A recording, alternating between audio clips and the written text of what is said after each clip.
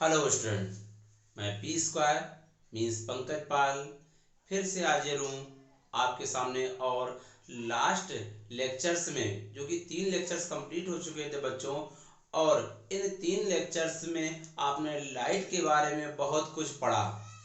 अब हम लोग उसी टॉपिक में आगे की ओर बढ़ते हैं। आज ये चौथा लेक्चर है, यानी चौथे दिन हम आप लोग को लाइट पढ़ा रहे हैं। और इस लेक्चर में हम लोग स्टडी करेंगे रिफ्रैक्टिव इंडेक्स के बारे में बच्चों।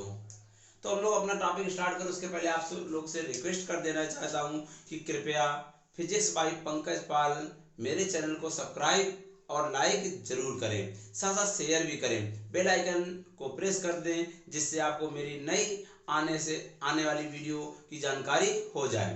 तो बच्चों हम लोग स्टार्ट करते हैं अपवर्तनांक। देखिए बच्चों, अपवर्तनांक क्या है?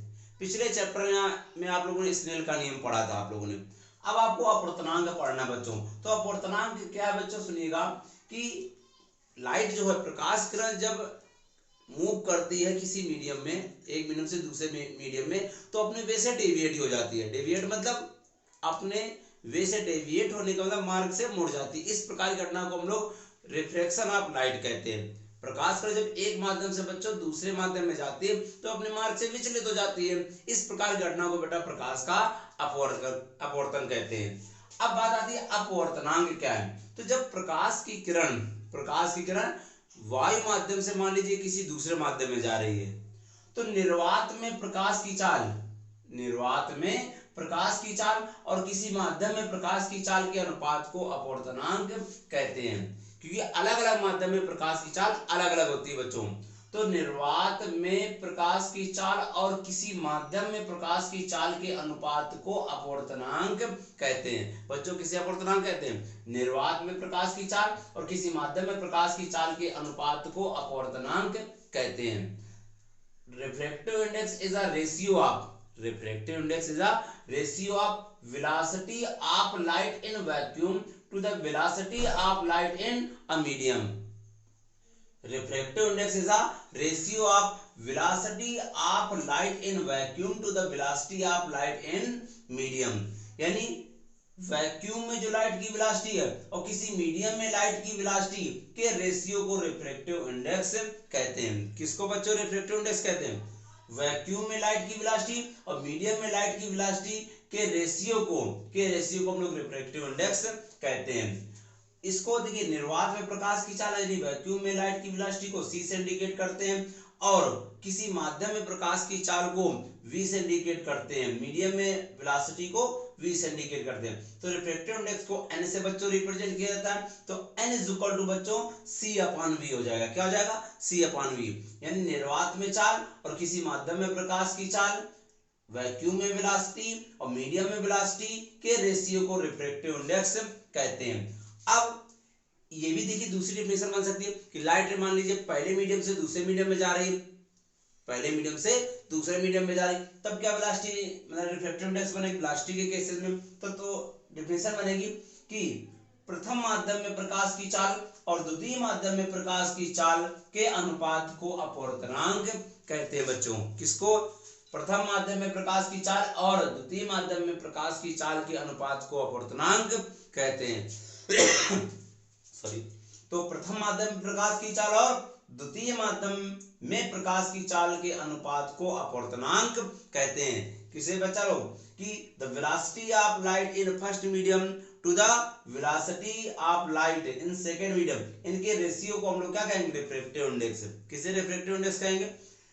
The ratio of velocity of light in first medium to the velocity of light in second medium is known as refractive index। यानी n is equal to v1/v2।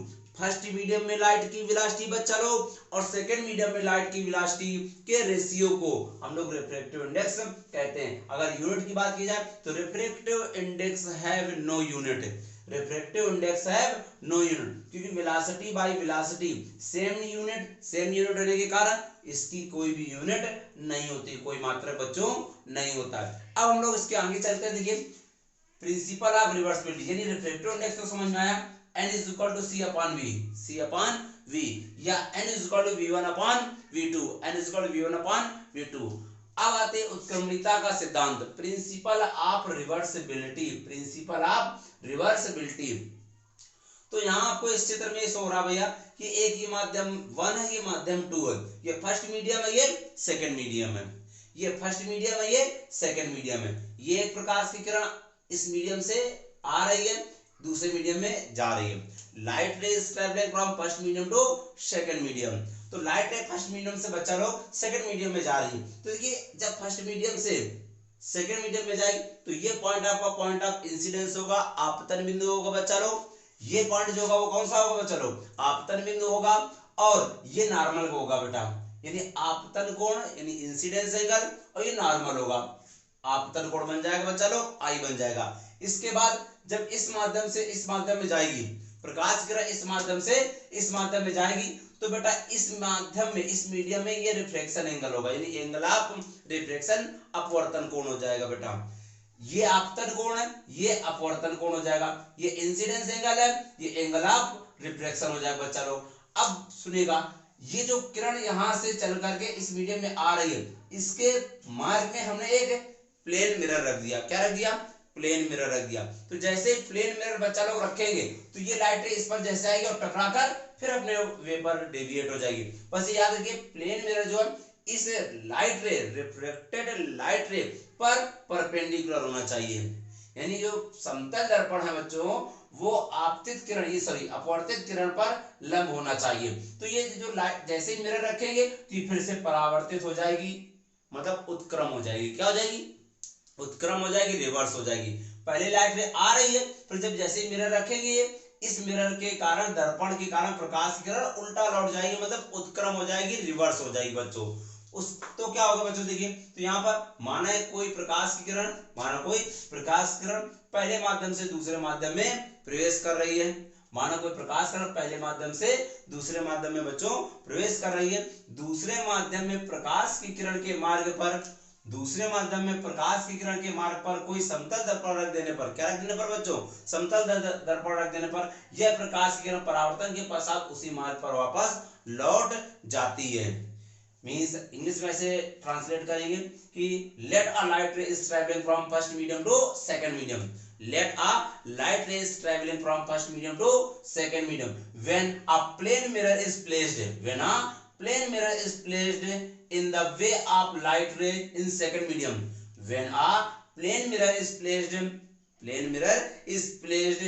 the way of light ray in second medium then it reversed, मतलब ये क्या हो जाएगी, उत्क्रम हो जाती है बच्चों। तो देखिए डेरिवेशन कैसे हमने यहाँ लिखा, फॉर इंसिडेंस रे मतलब आने वाली किरण के लिए, आपतित किरण के लिए, आने वाली किरण के लिए स्नेल्स लॉ यूज किया जाए। स्नेल्स लॉ कल बताया गया था कि आपतन कोण की ज्या, आपतन कोण की ज्या और अपवर्तन कोण की ज्या का अनुपात सदैव नियत रहता है, जिसे हम लोग अपवर्तनांक कहते हैं बच्चों, यानी ratio of sine of incidence angle to the sine of refraction angle always be constant and that constant is known as the refractive index बच्चा लोग। यानी स्नेल्स लॉ को यूज किया जाएगा 1 and 2 is equal to sin I upon sin r। 1 and 2 मतलब 1 यहाँ पर जिस माध्यम से प्रकाश किरण चलना शुरू करती है वो है बच्चों, 2 जिस माध्यम में जा रही है वह है, ये आपतन कोण, ये अपवर्तन कोण। तो देखिए बच्चों यहाँ पर फर्स्ट मीडियम से सेकंड मीडियम के लिए मतलब इंसिडेंस रे के लिए, इंसिडेंस रे जो है वो पहले मीडियम से दूसरे मीडियम में जा रही है, तो यहाँ पर पहले मीडियम से दूसरे मीडियम में जा रही है। इंसिडेंस रे जो है, इंसिडेंट रे जो है वो पहले मीडियम से दूसरे मीडियम में जा रही है, पहले मीडियम से दूसरे मीडियम में जा रही है। तो यहाँ पर पहले मीडियम में आपतन कोण I, दूसरे मीडियम में अपवर्तन कोण R बच्चों, ठीक क्लियर। तो 1 and 2 is equal to 1 and 2 is equal to sin I upon sin R। अब लिखा बच्चों फॉर रिवर्स लाइट, उत्क्रम किरण के लिए, यानी जब दर्पण रख दिया, मिरर रख दिया बेटा, तो ये किरण टकराकर वापस लौट रही है, तो उत्क्रम किरण के लिए। तो जब यहां से ये चलेगी बच्चों, ध्यान समझिएगा, ये किरण यहां से चलेगी और इधर जाएगी, तो ये किरण आपतित किरण का काम करने लगेगी। वैसे अब अपवर्तित किरण है बच्चों रिवर्स, लेकिन जब ये टकरा कर लौटेगी तो ये आपतित किरण का काम करने लगेगी, और ये अपवर्तित किरण का। मतलब ये जो इंसिडेंस रे बन जाएगी और ये रिफ्लेक्टेड रे बन जाएगी किसके लिए, जब ये रिवर्स होगी, क्या होगी, उत्क्रम होगी। तो जब ये रिवर्स होगी, लौटेगी वापस भैया, जब लौटेगी तो ये आपतित किरण, ये अपवर्तित किरण। तो उत्क्रम किरण के लिए Snell law 1 * 2 sin I upon sin R, ये तो रूल है बेटा, फार्मूला ये इस फार्मूले से। तो यहाँ पर अब रिवर्स लाइट दूसरे मीडियम से पहले मीडियम में जा रही है। रिवर्स लाइट जो उत्क्रम किरण बेटा है वो दूसरे मीडियम से पहले मीडियम में जा रही है, तो 2n1 दूसरे से पहले में जा रही है। आपतित किरण जो थी वो पहले से दूसरे में जा रही थी बच्चों, ठीक। उत्क्रम किरण जो दूसरे से पहले में, आपतित किरण पहले से दूसरे में, और जो अपवर्तित किरण दूसरे से पहले में बच्चों जा रही। तो 2n1 = अब ये बेटा इंसिडेंस रे है, मतलब आपतित किरण है बच्चों, तो ये आपतन कोण बनेगा R, ये अपवर्तन कोण का काम करेगा I। तो आपतन कोण R बन गया बच्चों, बन गया मतलब काम करने लगा ये आपतन कोण का, और ये अपवर्तन कोण का काम करने लगा sin I हो गया। ये इक्वेशन फर्स्ट आ गई बच्चों, ये सेकंड आ गई, दोनों का मल्टीप्लाई कर दिया, मतलब मल्टीप्लाई का गुणा करा दिया। तो on multiplying equation first and second, first और सेकंड को हमने मल्टीप्लाई किया, तो यहाँ पर क्या है 1n2 * 2n1, क्या आ गया बच्चों लोग 1n2 * 2n1, 1n2 * 2n1। इसके बाद sin I upon R, sin R upon sin I, यहाँ sin I से बच्चों sin I cancel out, sin R से बच्चों sin R कैंसिल आउट, तो 1 बचेगा, क्या बचेगा 1।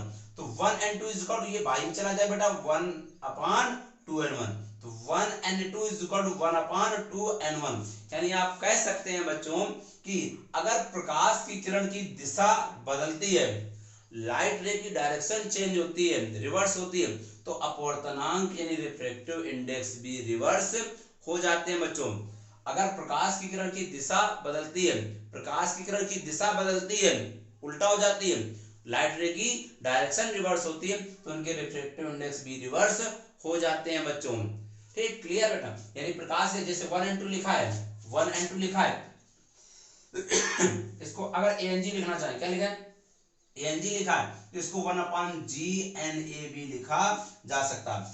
ANG को क्या लिखा जा सकता है 1/GNA, मतलब बच्चों कि अगर प्रकाश की किरण वायु से कांच में जा रही तो इसको उत्क्रम के रूप में लिखना है, तो 1/GNA लिखना पड़ेगा। क्या लिखना पड़ेगा ANG = 1/GNA लिखेंगे बच्चों, ठीक। तो ये उत्क्रमणीयता का सिद्धांत है। क्या उत्क्रमणीयता का सिद्धांत समझिए फाइनली फिर से, कि अगर प्रकाश की किरण की डायरेक्शन रिवर्स होती है, लाइट रे की डायरेक्शन रिवर्स होती है, तो उनके रिफ्रैक्टिव इंडेक्स भी आपस में रिवर्स हो जाते हैं। यानी 1n2 को 1/2n1 लिखा जाएगा, जैसे ANG है तो 1/GNA लिखा जाएगा बच्चों।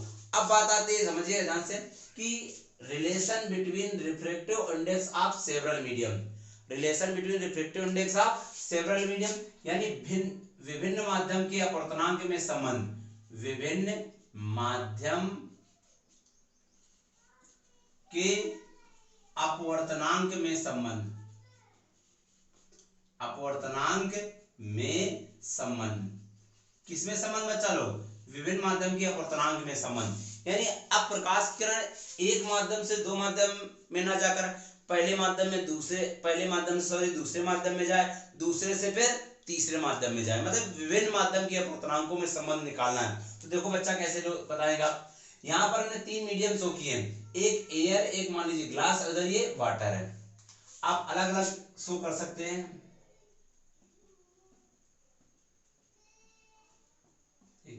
तो यहाँ पर 3 मीडियम बच्चों शो किए हमने। एयर, कोई लाइट रे एयर से चलना शुरू करती है, एयर मीडियम से चलना शुरू करती है, फिर किस में पहुंचती है, ग्लास मीडियम में पहुंचती है। क्या कहा गया बच्चा लोग कि प्रकाश की कोई लाइट रे एयर मीडियम से चलना शुरू करती है, फिर किस में पहुंचती है बच्चा लोग, ग्लास मीडियम में पहुंचती है, और ग्लास मीडियम से चलने के बाद फिर किस में पहुंचती है, वाटर मीडियम में पहुंचती है, और वाटर मीडियम से निकलने के बाद फिर से किस में निकलती है बच्चा लोग, एयर में निकलती है। ना समझ पाया बच्चा, सुनिए, कोई प्रकाश किरण कहां से वायु माध्यम से चलना शुरू करती है, वायु से फिर किस में जाती है, ग्लास में जाती है, ग्लास मीडियम से फिर किस में जाती है बच्चा, वाटर में जाती है, वाटर से फिर एयर में फिर से बाहर निकल जाती है। मतलब यहाँ पर 3 माध्यम आपके हैं, वायु से यानी एयर से लाइट रे चलना शुरू कर रही है, एयर से चलना शुरू कर रही है, फिर किस में आ रही है बच्चा लोग, ग्लास में जा रही है, और ग्लास से ट्रेवल करने के बाद फिर किस में जाती है, वाटर में, और फिर एयर मीडियम में ही लाइट रे निकल जा रही है। कौन सी लाइट रे एयर से चलना शुरू करती है, फिर ग्लास में आती है, ग्लास से फिर वाटर में, वाटर से फिर एयर में बाहर निकलती है। इस कंडीशन में क्या होगा, देखिए एयर मीडियम इंसिडेंस एंगल आई, यहां से लाइट रे रिफ्लेक्ट हुई, रिफ्लेक्ट मतलब अपवर्तित हुई बच्चा लोग, तो यहाँ पर क्या हो जाएगा, अपवर्तन कोण आर बन जाएगा। क्या बन जाएगा, अपवर्तन कोण आर बन जाएगा। बेटा यहाँ से फिर से ये देखिए, ये ग्लास मीडियम के लिए ये अपवर्तन कोण, और यहीं पर देखिए इस तल के लिए, जब ग्लास से वाटर में जाएगी तो इस तल के लिए ये आपतित किरण का काम करेगी, और इसलिए सीधे न जाकर फिर से अपवर्तित होगी, तो ये आपतन कोण होगा आर आर, क्यों, एकांतर कोण के कारण ये क्या हो जाएंगे, एकांतर कोण के कारण आर आर, यहां से आर डैश बच्चों, ये आर डैश एंगल बन रहा है, क्या बन रहा है, आर डैश बन रहा है। फिर से ये लाइट रे इस सरफेस के लिए आपतन कोण का काम करेगी, ये लाइट रे आपतित किरण का काम करेगी बच्चों, इंसिडेंस रे का काम करेगी, फिर बाहर निकलेगी, ये रिफ्लेक्टेड रे हो जाएगी। तो यहाँ पर ये आर है, आर डैश है, तो ये भी क्या हो जाएगा, आर डैश हो जाएगा, ये आर डैश है बच्चों में, ठीक। तो ये आर हो, ये आपको क्या हो जाएगा, आई हो जाएगा, ये क्या हो जाएगा, आई, क्योंकि सेम मीडियम में एंगल सेम होंगे, ये आई है तो ये भी आई हो जाएगा। अब सुनिएगा जरा ध्यान से, फॉर एयर टू ग्लास, फिर से हम बता दे लैंग्वेज, माना कोई प्रकाश किरण एयर मीडियम से मूव करना स्टार्ट करते हैं, और फिर किसमें, ग्लास में मूव करती है, ग्लास से फिर वाटर में, फिर फाइनली एयर में ही इमर्ज हो जाती है, मतलब निकल जाती है।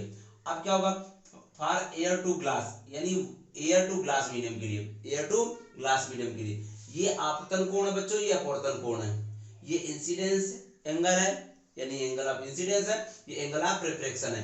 तो स्नेल्स लॉ यूज करेंगे, 1 and 2 is equal to sine i upon sine r, 1 and 2 मतलब पहले से दूसरे में जा रहे, तो पहला मीडियम कौन सा, एयर, दूसरा मीडियम ग्लास, तो Ag is equal to sine i upon sine r, sine i बच्चों upon sine r, sine i upon sine are.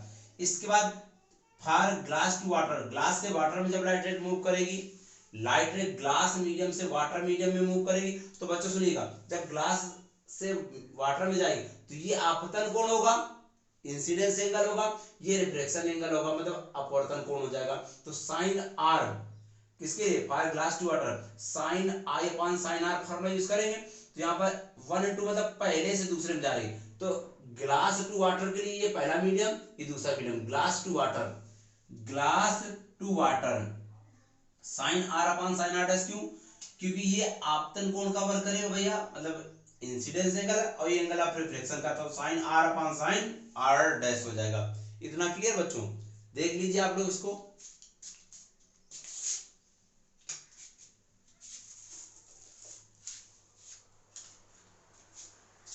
आप लोग इसके आगे की डेरिवेशन ले चलते हैं।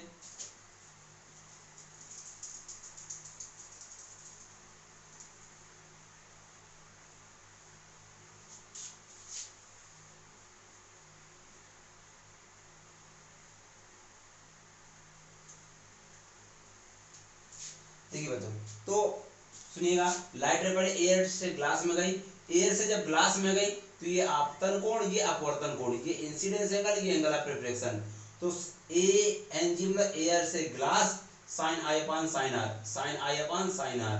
फिर ग्लास से वाटर में गई, ग्लास से वाटर में, तो ये इंसिडेंस एंगल, ये angle of reflection, sine r upon sine r dash, sine r upon sine r dash. अब किससे किस में जाएगी बच्चों, इस इक्वेशन सेकंड आ गई। तो अब फार, अब ग्लास से एयर वाटर हो चुकी है, वाटर से किस में मूव कर रही, वाटर से एयर मीडियम, तो for water to air medium, water to air medium, water to air from Snell's law बच्चों, फ्रॉम स्नेल्स लॉ, स्नेल का नियम यूज करेंगे, 1 and 2 is equal to sine i upon sine r, ये formula होता है बच्चों Snell's law. अब क्या होगा बेटा, 1 मतलब जिससे लाइट रे चलना शुरू करती है, 2 मतलब जिसमें जाती है। हम लोग किससे किसमें मान रहे हैं, water to air, water to air, यानी इससे चलना शुरू कर रही है और इसमें जा रही है, वाटर से चलना शुरू कर रही है और एयर में जा रही है, वाटर से चलना शुरू कर रही है और एयर में जा रही है। साइन आई वाटर में incidence angle r dash upon sine r बच्चों, आर मतलब इस मीडियम में, फिर से आई आ गया, तो ये इक्वेशन थर्ड निकल आई। क्या कर दो, ऑन मल्टीप्लाइंग इक्वेशन 1, 2 एंड 3, समीकरण 1, 2, 3 का मल्टीप्लाई कर दीजिए आपस में, 1, 2, 3 आपका मल्टीप्लाई कर दीजिए, तो क्या हो जाएगा बच्चों, ANG इंटू GNW बच्चों इंटू बाएं पक्ष का मल्टीप्लाई यानी लेफ्ट साइड का मल्टीप्लाई बच्चों लेफ्ट साइड होगा, राइट साइड का मल्टीप्लाई राइट साइड होगा। ANG into GNW into WNA is equal to, यहाँ पर देखिए हमने लेफ्ट साइड का मल्टीप्लाई करा दिया, अब राइट साइड का मल्टीप्लाई राइट साइड से होगा, यहाँ से बेटा sine i upon sine r, sine i upon sine r into sine r upon sine r dash into sine r dash upon sine i. देखो बच्चों sine r dash sine r dash sine i sine r cancel out, so यहाँ पर क्या आ जाएगा, ANG into GNW into WNA is equal to 1।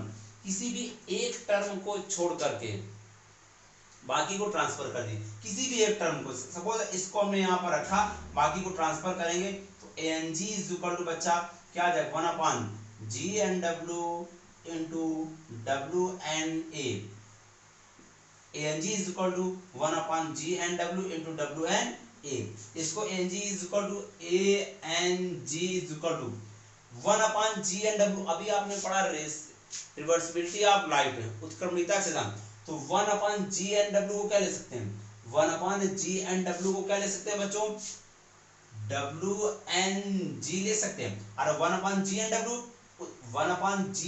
को WNG लिख सकते हैं। इसी प्रकार 1 अपान WNA को क्या ले सकते हैं, ANW इंटू ANW, तो ANG is equal to, A से स्टार्ट है तो ए वाले को पहले ले लो, इसको पहले लिख लो, ANW इंटू WNG, ये फार्मूला। इस फार्मूले को याद रखने की सिंपल सी ट्रिक बता रहा बच्चों, ट्रिक ध्यान समझिएगा, क्या ट्रिक होगी ध्यान समझिएगा। जैसे सपोज दैट आपको 3 मीडियम है, वाटर ग्लास एयर, इनमें रिलेशन निकालना, तो बहुत सिंपल तरीके से बच्चों ध्यान समझिए। जैसे ANG निकालना है, क्या निकालना है, ANG, ये न्यूमेरिकल्स के लिए बहुत जरूरी होगा बच्चों, ध्यान समझिए। ANG निकालना है तो क्या करना होगा, n को 2 बार लिखना पड़ेगा बच्चों, क्या कहा आपने, n को 2 बार, ध्यान समझना बच्चों, ANG निकालना है तो n को कितनी बार, 2 बार लिखना पड़ेगा। पहले नंबर पे क्या है बच्चों, A लिख दीजिए, पहले नंबर पे A लिख दीजिए, आखिरी पर क्या बच्चों, G है तो G लिख दीजिए, पहले नंबर पे A है तो A लिख दिया, आखिरी पर G है तो बच्चों G लिख दिया। अब क्या बच रहा, A हो गया, G हो गया, W बच रहा बच्चों, तो यहाँ पर भी W लिख दीजिए, यहाँ पर भी W लिख दीजिए, मल्टीप्लाई कर दीजिए, तो ANG is equal to ANW into WNG, यही आ गया कि नहीं आ गया। सपोज दैट आपको WNG निकालना है, क्या निकालना बच्चों, WNG निकालना, मेथड समझिए, n को कितनी बार बच्चों, 2 बार, n को बच्चों 2 बार, पहले पर W है, आखिरी पर बच्चों G है, क्या बच रहा है, A बच रहा है, एयर बच रहा है बच्चों, तो A यहाँ पर भी लिखो, A यहाँ पर भी लिखो, मल्टीप्लाई कर दो, तो ये ट्रिक है बच्चों। ठीक, आप लोग नोट करना चाहें तो कुछ स्क्रीनशॉट लेकर नोट कर सकते हैं।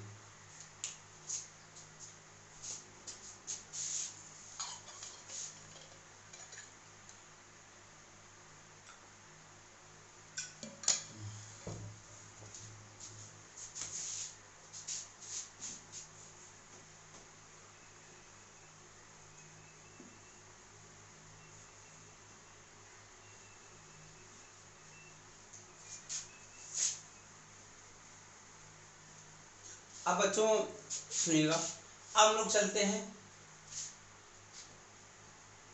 Critical angle.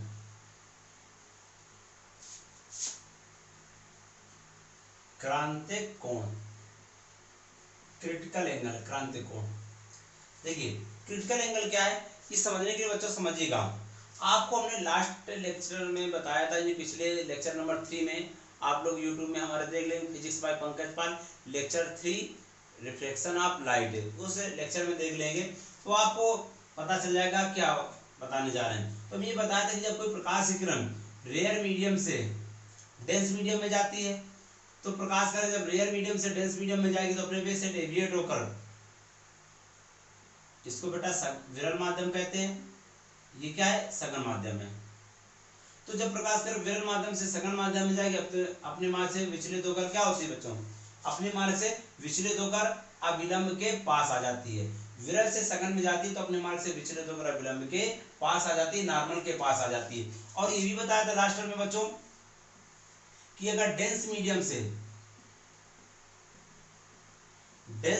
अगर रेयर मीडियम में जाएगी, सघन से विरल में जाएगी, सघन से विरल में जाएगी तो क्या होगा बच्चों, अपने मार्ग से विचलित होकर ये अविलंब से दूर हट जाएगी। सीधे जानी चाहिए लेकिन अविलंब से बच्चों दूर हट जाती है। क्या बताया था कि जब वो प्रकाश तरंग सघन से विरल में जाती है तो अपने मार्ग से विचलित होकर, सीधे जाना चाहिए लेकिन सीधे न जाकर अपने मार्ग से विचलित होकर अविलंब से दूर हट जाती है। कब, जब सघन से विरल में जाती है। अब क्या होगा बेटा, थोड़ा सा इस लाइट रे को और नीचे कर दूं, ये जो लाइट रे है बच्चों इसको और बढ़ा दो, मतलब ये आपतन कोण का मान और बढ़ा दो, तो ये लाइट रे और ऊपर चली जाएगी, इतना ऊपर चली जाएगी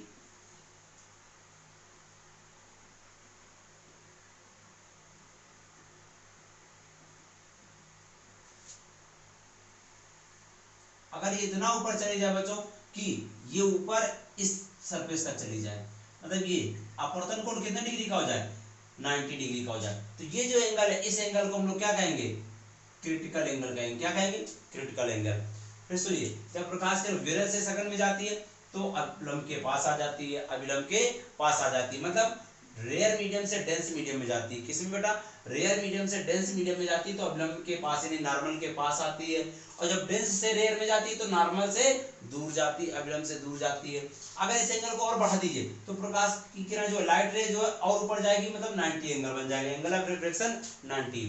तो सघन माध्यम में, किस माध्यम बच्चों, सघन डेंस मीडियम या रेयर मीडियम, सघन माध्यम में बना वह आपतन कोण, सघन माध्यम में बना वह आपतन कोण जिसके लिए विरल माध्यम में अपवर्तन कोण 90 अंश हो जाता है। सघन माध्यम में बना वह आपतन कोण जिसके लिए विरल माध्यम में अपवर्तन कोण 90 अंश हो जाता है, उसे क्रांतिक कोण कहते हैं। क्या कहते हैं, क्रांतिक कोण कहते हैं। A certain incidence angle on a dense medium, a certain incidence angle in a dense medium for which angle of refraction becomes right angle is known as critical angle। यानी डेंस मीडियम में एक ऐसा incidence angle, dense medium में बच्चों एक ऐसा incidence angle जिसके लिए रेयर मीडियम में रिफ्रैक्शन एंगल की वैल्यू 90 हो जाती है। डेंस मीडियम में एक ऐसा इंसिडेंस एंगल जिसके लिए रिफ्रैक्शन एंगल की वैल्यू 90 डिग्री हो जाती है, उसे हम लोग क्रिटिकल एंगल कहते हैं। क्या क्रिटिकल एंगल बच्चों होता है कि सघन माध्यम में वह आपतन कोण जिसके लिए विरल माध्यम में अपवर्तन कोण 90 अंश हो जाता है, विरल माध्यम में अपवर्तन कोण 90 अंश हो जाता है, उसे क्रांतिक कोण कहते हैं। सी से डिनोट करते हैं बेटा, किससे डिनोट करते हैं, सी से डिनोट करते हैं। और इसका फार्मूला था अपवर्तनांक और क्रांतिक कोण में संबंध, तो अपवर्तनांक n एवं क्रांतिक कोण C में संबंध, तो अपवर्तनांक और क्रांतिक कोण में संबंध, रिलेशन बिटवीन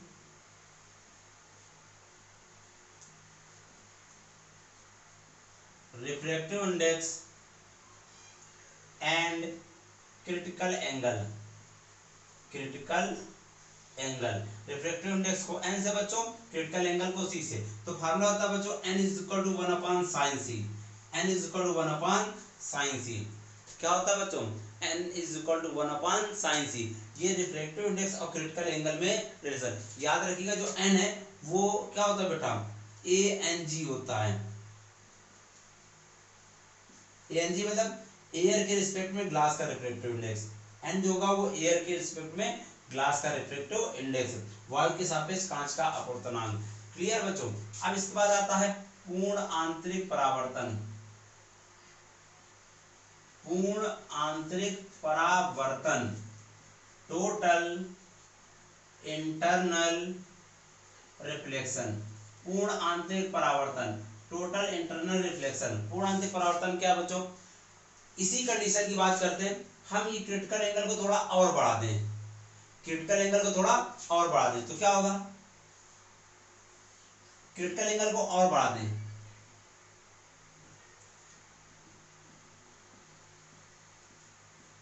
यानी क्रांतिक कोण को बच्चों और बढ़ा दें तो प्रकाश किरण जो है और ऊपर चली जाएगी इस प्रकार। यानी ये जो I, when I is greater than C, जब I की वैल्यू C से ज्यादा कर दें, I की वैल्यू C से ज्यादा कर दें तो ये अगर आपतन कोण का मान बढ़ा देंगे तो ये प्रकाश किरण और ऊपर चली जाएगी। कहने का प्रकाश की किरण अब अपवर्तित नहीं हुई है, अपवर्तित नहीं, उसी माध्यम में परावर्तित हो गई। ये घटना बेटा परावर्तन की ना, तो ये प्रकाश की किरण क्या है, अपवर्तित नहीं हुई, अब क्या हो गई, परावर्तित हो गई। क्या हो गई, परावर्तित। तो इस प्रकार की घटना को हम लोग पूर्णांतरिक परावर्तन कहते हैं। क्या कहते हैं, पूर्णांतरिक परावर्तन कहते हैं। कि आपतन कोण का मान क्रांतिक कोण से अधिक करने पर, आपतन कोण का मान क्रांतिक कोण से अधिक करने पर प्रकाश की किरण क्या होगी बेटा, अपवर्तित होने के स्थान पर उसी माध्यम में परावर्तित हो जाती है। इस प्रकार की घटना को पूर्णांतरिक परावर्तन कहते हैं। सुनिएगा फिर से क्या बताया गया कि when we increase incidence angle, when we increase incidence angle more than to critical angle, more than to critical angle, then light ray be reflected in place of refraction, in place of refraction. This process of light is known as total internal reflection. ये important है board paper के लिए, आ जाता 2 number में। तो क्या पूर्णांतरिक परावर्तन है कि लाइट रे में अगर क्या करें लोग, एंगल ऑफ इंसिडेंस की वैल्यू क्रिटिकल एंगल से ज्यादा कर दें, एंगल ऑफ इंसिडेंस की वैल्यू क्रिटिकल एंगल से ज्यादा कर दें तो लाइट रे क्या होगी, उसी मीडियम में रिफ्लेक्ट हो जाती है। इस प्रकार के प्रोसेस को हम लोग टोटल इंटरनल रिफ्लेक्शन कहते हैं। आपतन कोण का मान क्रांतिक कोण से ज्यादा कर दो बच्चों तो प्रकाश किरण उसी माध्यम में परावर्तित हो जाती है। इस घटना को पूर्णांतरिक परावर्तन कहते हैं। इसकी कुछ कंडीशन है। तो सबसे पहली कंडीशन की बात करते हैं। सबसे पहली कंडीशन है बच्चों, क्या कंडीशन है सुनिएगा ध्यान से, कि light rays should travel from dense medium to rare medium. पहली क्या कंडीशन है कि प्रकाश की किरण को किससे, सघन माध्यम से विरल माध्यम में प्रवेश करना चाहिए। प्रकाश की किरण को सघन माध्यम से विरल माध्यम में, प्रकाश की किरण सघन माध्यम से विरल माध्यम में प्रवेश करनी चाहिए। प्रकाश की किरण सघन माध्यम से विरल माध्यम में प्रवेश करनी चाहिए। दूसरा बच्चों है कि I should be greater than C, यानी angle of incidence should be greater than C, critical angle, यानी आपतन कोण की वैल्यू क्रांतिक कोण से ज्यादा होनी चाहिए। 2 कंडीशन है, लाइट रे को डेंस मीडियम से रेड मीडियम में मूव करना चाहिए, सघन से विरल में मूव करना चाहिए। दूसरी कंडीशन है कि आपतन कोण की वैल्यू जो है क्रांतिक कोण से ज्यादा होनी चाहिए। Angle of incidence should be greater than critical angle. Clear बच्चों।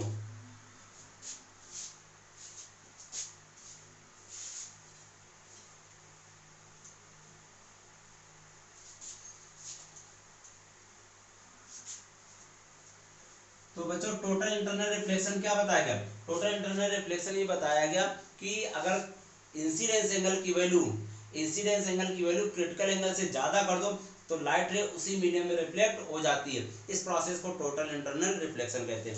अब आती बात ऑप्टिकल फाइबर। ऑप्टिकल फाइबर अगर बोर्ड पेपर में इस चैप्टर से कुछ भी आता है, ये लास्ट टॉपिक है बच्चों, इसका चैप्टर खत्म हो जाएगा। तो ऑप्टिकल फाइबर बहुत इंपॉर्टेंट है ये। तो इसको कहते हैं प्रकाशिक तंतु कहते हैं। क्या कहते हैं, प्रकाशिक तंतु कहते हैं। तो ऑप्टिकल फाइबर क्या है बच्चों समझिएगा, ऑप्टिकल फाइबर क्या है। देखिए ऑप्टिकल फाइबर एक ऐसा डिवाइस है, एक ऐसी युक्ति है, ऑप्टिकल फाइबर एक ऐसी युक्ति है जिसकी सहायता से प्रकाशीय संकेतों को, किसको बच्चों, प्रकाशीय संकेतों को बिना ऊर्जा हानि के बहुत दूर तक भेजा जाता है। क्या बताया गया, ऑप्टिकल फाइबर प्रकाशिक तंतु एक ऐसी युक्ति है जिसकी सहायता से बिना ऊर्जा हानि के प्रकाशीय संकेतों को बहुत दूर तक भेज सकते हैं हम लोग। Optical fiber is a device.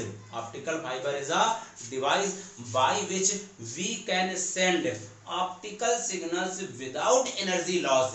क्या बताएगा ऑप्टिकल फाइबर के बारे में, optical fibre is a device by which we can send optical signal without energy loss. यानी एनर्जी लॉस के बिना हम लोग ऑप्टिकल सिग्नल को बहुत दूर दूर तक भेज सकते हैं। अब होता क्या बेटा प्रकाशिक तंतु, तो प्रकाशिक तंतु के प्रिंसिपल की बात करते हैं। किसकी बात करते हैं? प्रिंसिपल, सिद्धांत की बात करते हैं। तो ऑप्टिकल फाइबर जो है वो टोटल इंटरनल रिफ्लेक्शन पर डिपेंड है। किस पर? टोटल इंटरनल रिफ्लेक्शन पर डिपेंड है, पूर्ण आंतरिक परावर्तन पर। अभी जो बताया गया आपको, तो ऑप्टिकल फाइबर जो है पूर्ण आंतरिक परावर्तन पर आधारित है बच्चों। किस पर आधारित है? पूर्ण आंतरिक परावर्तन पर। तो ऑप्टिकल फाइबर किस पर है? पूर्ण आंतरिक परावर्तन, मतलब टोटल इंटरनल रिफ्लेक्शन पर डिपेंड है। अब इसकी स्ट्रक्चर की बात करते हैं, तो समझो बच्चों। तो प्रकाशिक तंतु की संरचना की बात करते हैं, तो प्रकाशिक तंतु में उच्च कोटि के, हाई क्वालिटी के ग्लास अथवा क्वार्ट्ज का यूज किया जाता है। क्वार्ट्ज समझते हो बच्चों? आपने पढ़ा होगा।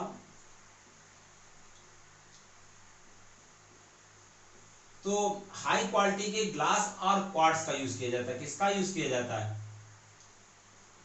हाई क्वालिटी के ग्लास और क्वार्ट्ज का यूज किया जाता है ऑप्टिकल फाइबर को बनाने के लिए बच्चों। किसको बनाने के लिए? ऑप्टिकल फाइबर को बनाने के लिए हाई क्वालिटी के क्वार्ट्ज और ग्लास का यूज किया जाता है। अब होता है क्या बच्चों इसमें, इसको इस प्रकार देखिए, क्वार्ट्ज ऐसा होता है, क्वार्ट्ज की बेलनाकार यानी सिलेंड्रिकल पाइप होते हैं इसमें। क्वार्ट्ज या ग्लास के सिलेंड्रिकल मतलब बेलनाकार पाइप होते हैं। कैसे पाइप होते हैं? बेलनाकार पाइप होते हैं। क्वार्ट्ज या ग्लास के बेलनाकार पाइप होते हैं। कैसे पाइप होते हैं बच्चों? बेलनाकार पाइप होते हैं, जिसके इंटरनल पार्ट पर हाई रिफ्रैक्टिव इंडेक्स की पॉलिश की जाती है।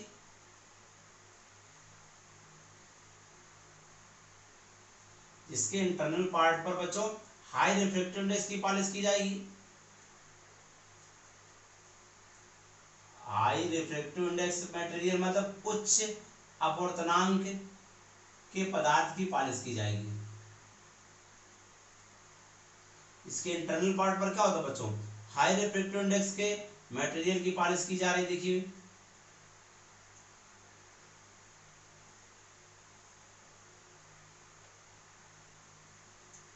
जैसा कि आप बच्चों देख रहे हैं कि इस पर इंटरनल पार्ट पर हाई रिफ्रैक्टिव इंडेक्स की पॉलिश की जाती है, जिसको हम लोग क्या कहते हैं? जिसको हम लोग कोर कहते हैं। और एक्सटर्नल पार्ट पर हम लोग लो रिफ्रैक्टिव इंडेक्स मटेरियल,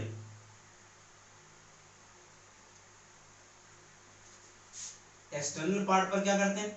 लो रिफ्रैक्टिव इंडेक्स मटेरियल की पॉलिश कर देंगे। किसकी पॉलिश करेंगे बच्चों? लो रिफ्रैक्टिव इंडेक्स मटेरियल की पॉलिश कर देंगे, जिसे हम लोग क्लैडिंग कहते हैं। क्या कहते हैं? जो बाहर वाला पार्ट है जो पॉलिश, इसको हम लोग क्या कहते हैं? क्लैडिंग कहते हैं बच्चों। क्या कहते हैं? क्लैडिंग कहते हैं। हिंदी में भी क्लैडिंग ही कहा जाता है। और इंटरनल पार्ट है जो पॉलिश की जाती है, इसको हम लोग कोर कहते हैं। क्या कहते हैं? कोर कहते हैं। जो इंटरनल पार्ट की जो रिफ्रैक्टिव इंडेक्स होता है बच्चों लगभग 1.7 होता है, और एक्सटर्नल पार्ट का रिफ्रैक्टिव इंडेक्स 1.5 लगभग होता है। तो क्या बताएगा? ऑप्टिकल फाइबर बनाने के लिए बच्चों, क्या बनाने के लिए? ऑप्टिकल फाइबर को बनाने के लिए हाई क्वालिटी के ग्लास और क्वार्ट्ज का यूज किया जाता है। किसका यूज किया जाता है? हाई क्वालिटी के ग्लास या क्वार्ट्ज का यूज किया जाता है। इसमें होता है क्या बच्चों? एक सिलेंड्रिकल पाइप होते हैं। कैसे पाइप होते हैं? सिलेंड्रिकल पाइप होते हैं, जिसके इंटरनल पार्ट पर ये पाइप जो होते हैं ग्लास के होते हैं या क्वार्ट्ज के होते हैं। इंटरनल पार्ट पर हाई रिफ्रैक्टिव इंडेक्स मटेरियल की पॉलिश की जाती है। किसकी पॉलिश करें बच्चों? हाई रिफ्रैक्टिव इंडेक्स मतलब उच्च अपवर्तनांक के पदार्थ की पॉलिश करेंगे। और बाहर अंदर उच्च अपवर्तनांक मतलब हाई रिफ्रैक्टिव इंडेक्स, और बाहर बच्चों क्या करेंगे? निम्न अपवर्तनांक मतलब 1.5 लगभग की पॉलिश कर दी जाएगी। इंटरनल पार्ट को हम लोग कोर कहते हैं। क्या कहते हैं? कोर कहते हैं। और एक्सटर्नल पार्ट को हम लोग क्या कहते हैं बच्चों? क्लैडिंग कहते हैं। क्या कहते हैं? क्लैडिंग कहते हैं। इंटरनल पार्ट को क्या कहते हैं हम लोग? कोर कहते हैं। और एक्सटर्नल पार्ट को हम लोग क्लैडिंग कहते हैं बच्चों। अब होता क्या है कि हमने कहा पूर्ण आंतरिक परावर्तन पर आधारित है। तो जब कोई प्रकाश किरण इस पर क्रिटिकल एंगल से ज्यादा एंगल पर इंसिडेंस होती है, जब कोई प्रकाश किरण इसके क्रिटिकल एंगल से ज्यादा एंगल पर इंसिडेंस होती है, तो इसका टोटल इंटरनल रिफ्लेक्शन हो जाता है। क्या हो जाता है? टोटल एंगल रिफ्लेक्शन हो जाता है, और प्रकाश किरण इसी माध्यम में परावर्तित होती रहती है, और इस सरफेस से क्या होती है? बाहर निकल जाती है। जब कोई प्रकाश किरण इसके क्रिटिकल एंगल से ज्यादा एंगल पर इंसिडेंस होती है, क्रिटिकल एंगल से ज्यादा एंगल पर इंसिडेंस होती है, तो प्रकाश की किरण क्या होता है? पूर्ण आंतरिक परावर्तन हो जाता है। इसका प्रकाश की किरण का पूर्ण आंतरिक परावर्तन हो जाता है। प्रकाश किरण क्रांतिक कोण से ज्यादा कोण परावर्तित होती है, इसका पूर्णांतिक परावर्तन होता रहता है। और पूर्णांतिक परावर्तन के कारण, किसके कारण बच्चों, पूर्ण आंतरिक परावर्तन के कारण जब दूसरे पृष्ठ से निकलती है तो इसकी एनर्जी में कोई लॉस नहीं होता, मतलब पूरी पूरी एनर्जी के साथ ये लाइट निकल आती है। तो ये बच्चों ऑप्टिकल फाइबर होगा। क्लियर है? क्या ऑप्टिकल फाइबर बताया गया कि जब कोई प्रकाश किरण क्रांतिक कोण से अधिक कोण पर इस पर आपतित होती है, इसके पृष्ठ पर, इंटरनल पृष्ठ पर, इसका पूर्ण आंतरिक परावर्तन होता रहता है और इसके दूसरे पृष्ठ से लाइट रे विदाउट एनर्जी लॉस के निकल जाती है।